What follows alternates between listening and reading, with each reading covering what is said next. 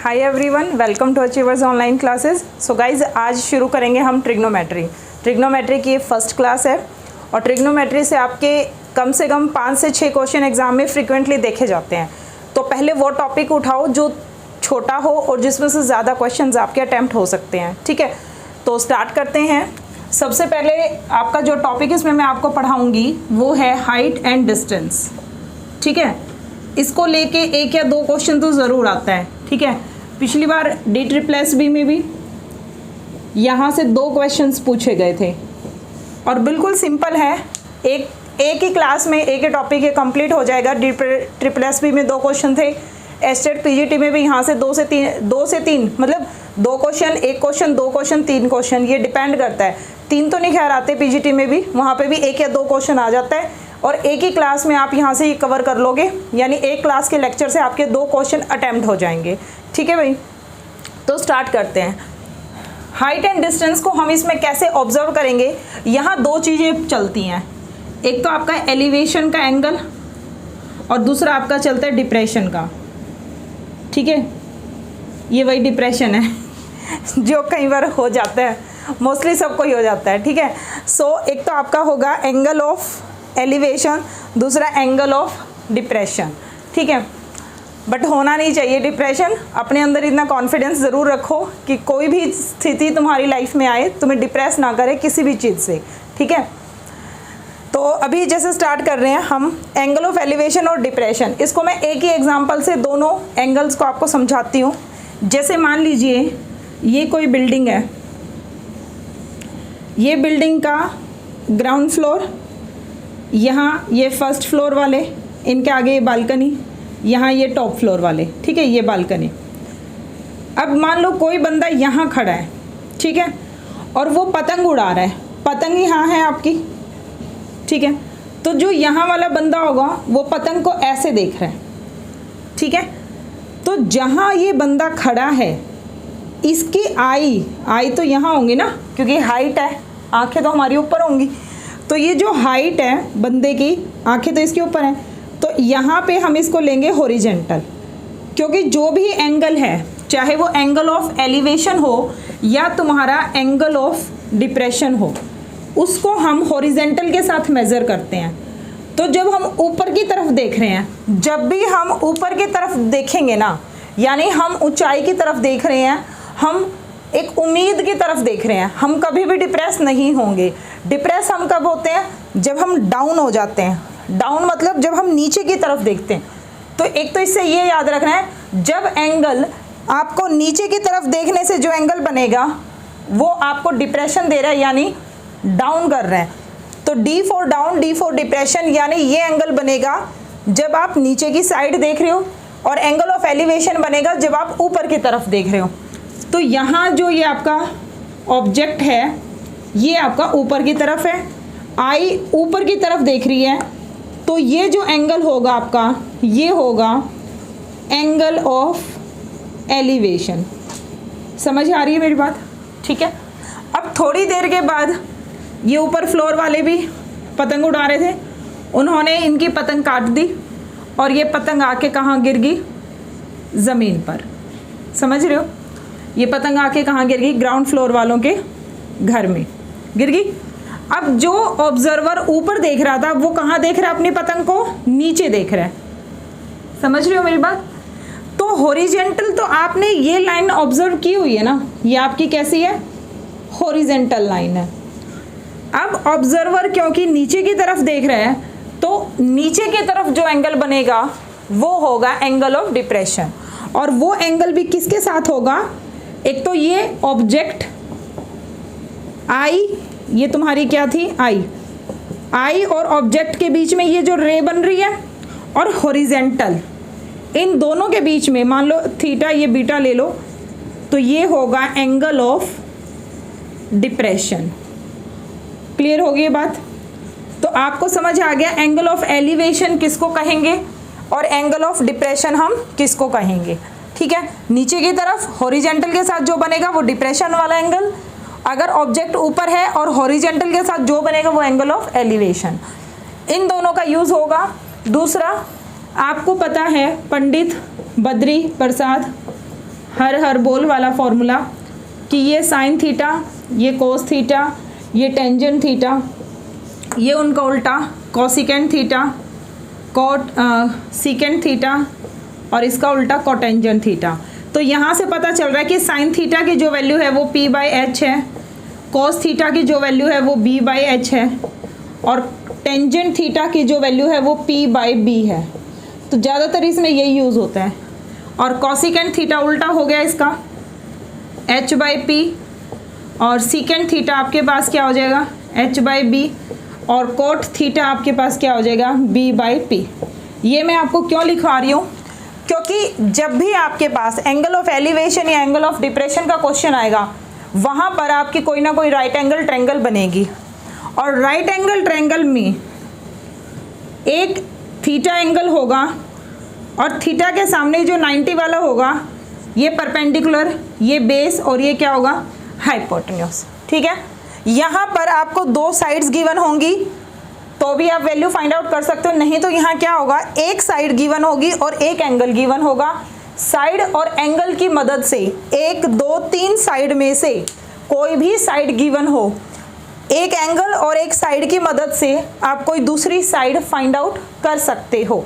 ठीक है, उसके लिए ये फॉर्मूला है। जैसे P और H में से मान लो आपको P पता है, थीटा पता है।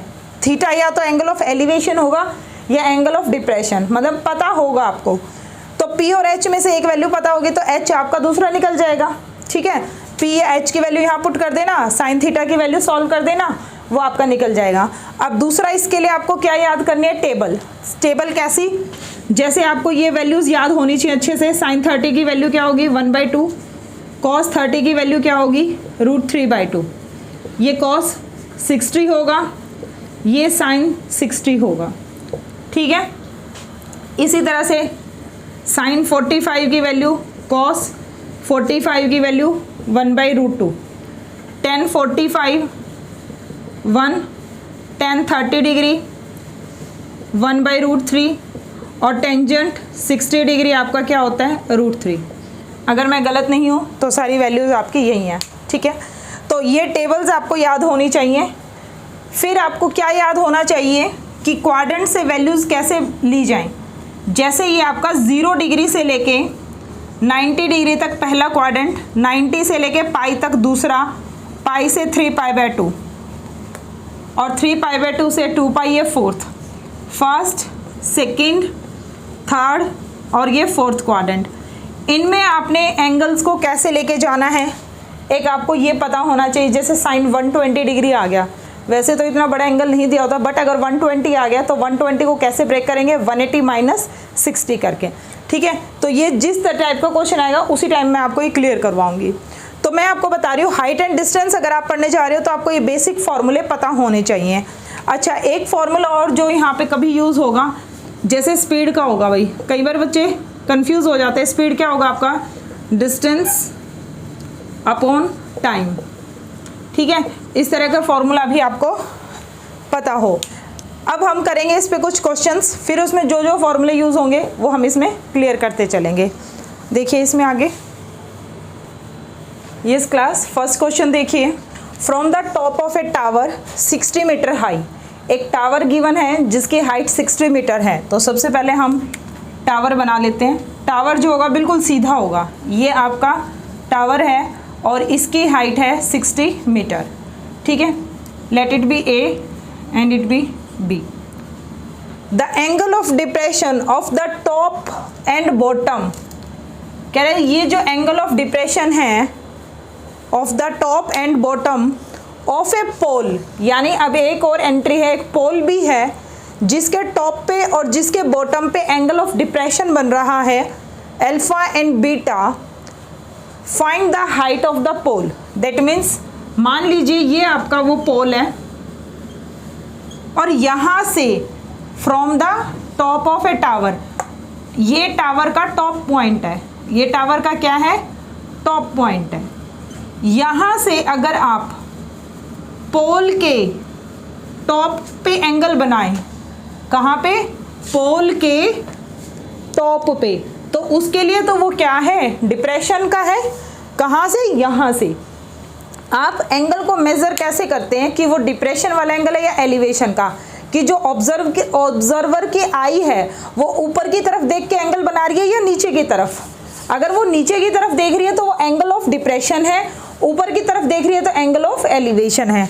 अब यहाँ से क्योंकि टॉप ऑफ द टावर से from the top of tower से ही आप एंगल ऑफ डिप्रेशन बना रहे हो, किस तरफ देख रहे हो, दो जगह देख रहे हो, एक तो पोल के टॉप पॉइंट को देखा जा रहा है और एक पोल के ही कहाँ देखा जा रहा है, बॉटम पॉइंट को। ठीक है, अब ये मैं इस टॉप पे ये एक लाइन ड्रॉ कर लेती हूँ और ये मेरी क्या है, हॉरिजेंटल लाइन। ठीक है, और ये मेरी हॉरिजेंटल लाइन इस हॉरिजेंटल लाइन के क्या है, पैरेलल, बी सी डी और ये ई। ठीक है, ये हॉरिजेंटल लाइन और ये हॉरिजेंटल लाइन आपस में पैरेलल है, और अगर ये डिस्टेंस डी है ना तो ये वाला डिस्टेंस भी क्या है, डी है। और क्या गिवन है कि टॉप पे जो एंगल ऑफ डिप्रेशन बन रहा है वो अल्फा है और बॉटम पे भी बन रहा है, और कहाँ बन रहा है, बॉटम पे, यानी यहाँ से वो यहाँ भी देख रहा है बॉटम पे, तो यहाँ पर भी एक एंगल बन रहा है और इसका नाम क्या है, बीटा।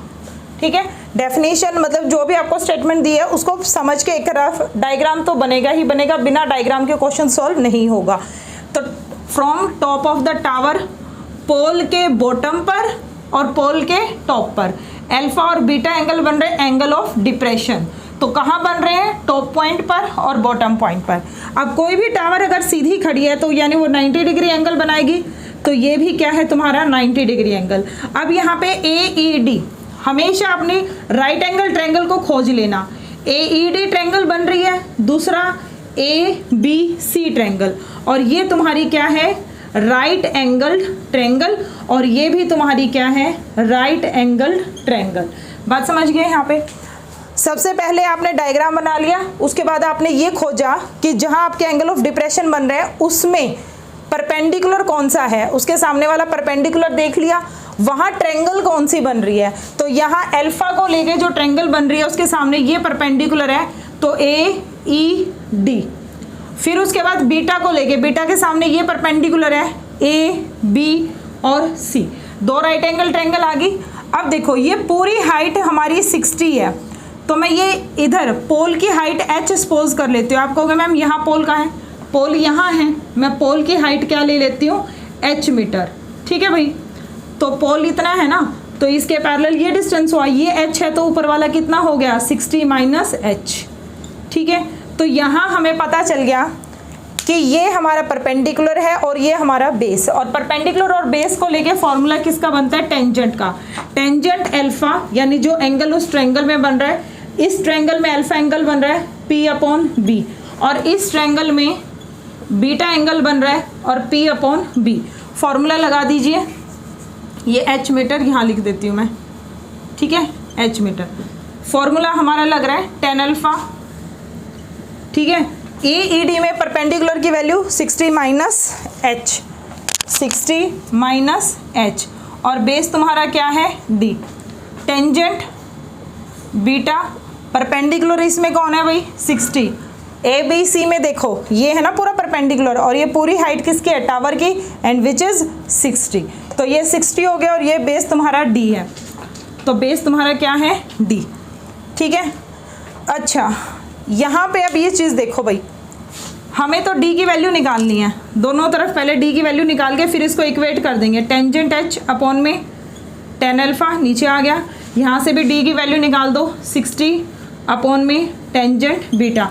दोनों D की वैल्यू सेम है, लेफ्ट सेम है तो राइट भी सेम होगा, इसका मतलब 60 माइनस h अपॉन में tan alpha is equal to 60 upon में टेंजेंट बीटा। अब इन दोनों को काट मत देना, क्योंकि ये अल्फा पे वैल्यू दे रहा है और ये बीटा पे, और दोनों वैल्यूज आपकी अलग अलग होंगी। तो हमें चाहिए भाई h, हाइट ऑफ द पोल निकालना था, तो क्या करेंगे, क्रॉस मल्टीप्लाई, 60 माइनस h के साथ आ गया आपका टेंजेंट बीटा, और 60 के साथ आ गया आपका टेंजेंट अल्फा। अंदर मल्टीप्लाई कर दो, 60 tangent beta minus h tangent beta is equal to 60 tan alpha, और यहाँ से h tan बीटा की वैल्यू आ जाएगी 60 10 बीटा 60 कॉमन निकाल दो, 10 अल्फ़ा अपॉन में ये 10 बीटा भी यहाँ से हटा के 10 बीटा डिवाइड में, तो ये तुम्हारा आ गया h हाइट ऑफ द पोल। अगर एग्जामिनर टेंजेंट की फॉर्म में आंसर छोड़ रहा है तो आपने भी टेंजेंट की फॉर्म में छोड़ना है। अगर इसको कोटेंजेंट में चेंज करना है तो सिंपल ये कर देना, टेंजेंट को 1 बाई कोटेंजेंट बी और टेंजेंट अल्फ़ा को 1 बाई कोट अल्फ़ा, इस तरह से आप इसको चेंज कर देना। तो ये आपका हो गया क्वेश्चन सॉल्व, तो ये आपका क्वेश्चन कंप्लीट हो गया।